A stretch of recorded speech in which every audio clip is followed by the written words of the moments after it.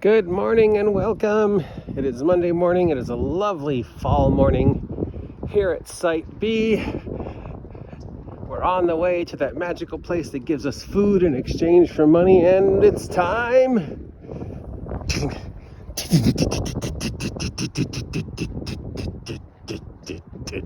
ding to spin the wheel of irrelevance.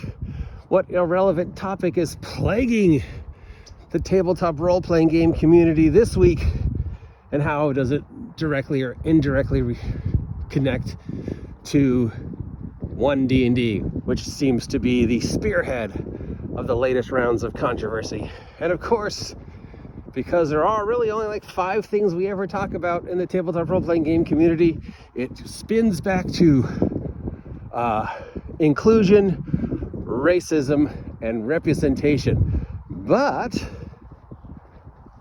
we have a new snag.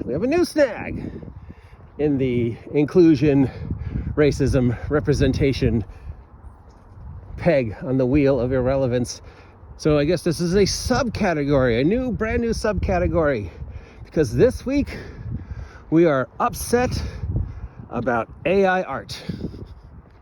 This week we are upset about AI art. Multiple members of the tabletop role-playing game production community have come out rallying against AI art, like DALL-E, which I use, and the other ones, and that they won't support them, they won't carry them, they're not going to pay them. You know, real artists are better than AI art. A lot of big words. Even Chaosium, who normally is a company I'm 100% behind, as you know, because they make the #1 tabletop role-playing game in the world, Call of Cthulhu. Multiple paragraph long post about the rise of the AI art, artificial intelligence overlords taking over the world of real art. Now, I'm a big fan of Andy Warhol, and I have a feeling wherever Mr. Warhol is right now, he is laughing his socks off, because this is the totally kind of thing he would love. You know, this is a guy who got famous for making paintings of soup cans. So I have a feeling wherever Andy is in the great cosmic scale, he is probably loving this whole we're rallying against AI art. We don't want machines making our art. We want real artists making our art. Even though the real artists might be using machines like Photoshop, we don't want to pay for the AI art. We want to pay real artists to give us art. Even if the art quality that they give us is maybe not that great. And even if the AI art looks nothing like real art, we still are upset, and we still only want to pay for real art. I mean, mind you, we're still going to pay the real artists the exact same crap level of money we've been always paying them, and we're probably going to give them the exact same level of representation we've always been getting them, which is nothing. And of course, any art we buy from any real artist becomes 100% ours. But we don't want you to use AI art. We don't want the AI art, artificial intelligences, taking over the world of art. Well, frankly, I wouldn't be perfectly happy if the artificial intelligence art programs took over the world. I mean, can you imagine a world run by artists? Music, dancing, theater, poetry, paintings, free speech, arguing over brush strokes, charging someone $25,000 for a museum display of what's basically Legos. Yeah, I mean, would that be so bad? Now, I have nothing against real art. I have nothing against AI art. I use both. I have an artist that I've been using regularly, and I use AI art a lot too. I love the AI art because my drawing level is about that of a 6-year-old. Now, I could do my own art for my covers. I can't imagine it would get the level of attention the AI art has gotten for the covers of my products, or the real art. And if I have a choice between paying a real artist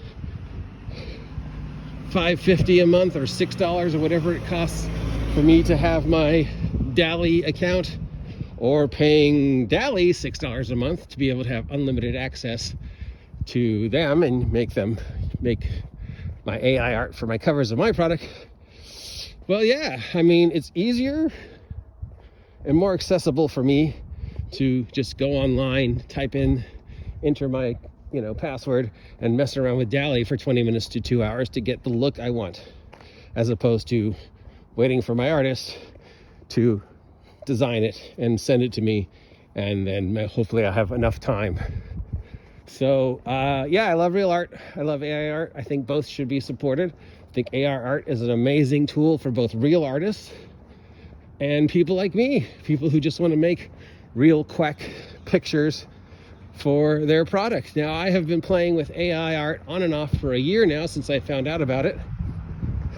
I've played with multiple programs, and I gotta say, if we're just talking about investment in energy, amount of work, creativity, and money, well, I don't know. I mean, on average, it takes me about an hour of messing around with how to enter the words I need to get the look that I see in my mind.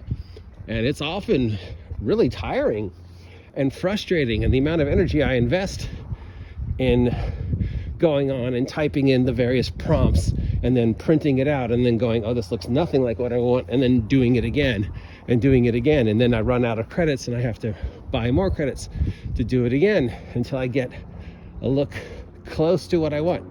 So even, top of the line, this stuff is still a lot of work, a lot of effort, a lot of creativity, a lot of investment to get the art to look anywhere even half as good as a real artist.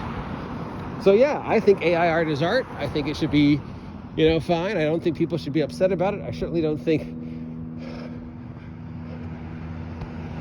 role-playing designers like myself should be getting attacked simply because we use AI art. In fact, I read one guy who on Twitter yesterday posted he was done. He was just going to shelve the project he was looking on because he didn't want to deal with the slings and arrow of the AI art haters. Now, art has always been the subject for controversy. Artists have always been persecuted. If I'm an artist and I want to, use the AI art, how is that different than me using Photoshop or any other program to enhance my work as opposed to just painting it? Same amount of time. I mean, yeah, real art's way better. Real art is awesome. AI art will never compete with real art. So I'm not sure if that's the main problem or just the role-playing game companies would rather not pay real artists for their work and not give them any representation or acknowledgement, or not pay for the AI art and not give them any representation or acknowledgement. Or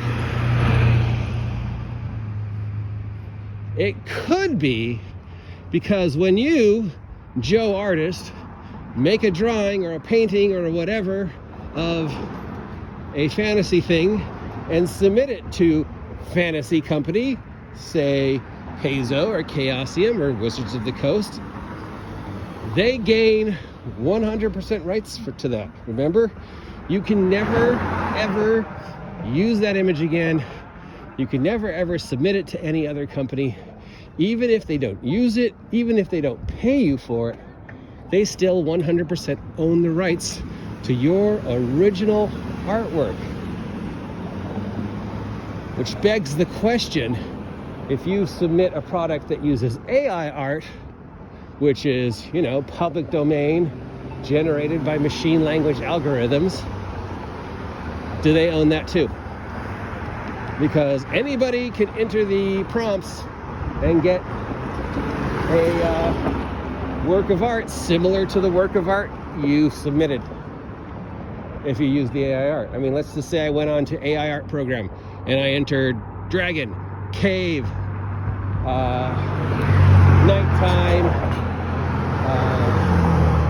high definition digital art.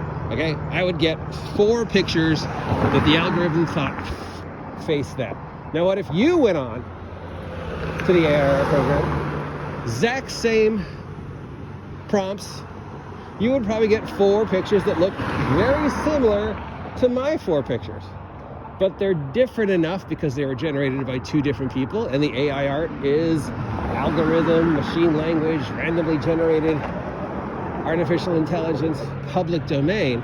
And then if we submit that picture on a product, can Chaosium, Paizo, Wizards of the Coast, Green Ronin claim ownership of that art since it was generated by a machine and anybody could do it? No, because they can't, because they don't own the algorithm, they don't own the prompts, and since it was generated by a computer, they probably don't own it even if you submit it to them. So I wonder, now I could be wrong, but I kind of think that I'm right.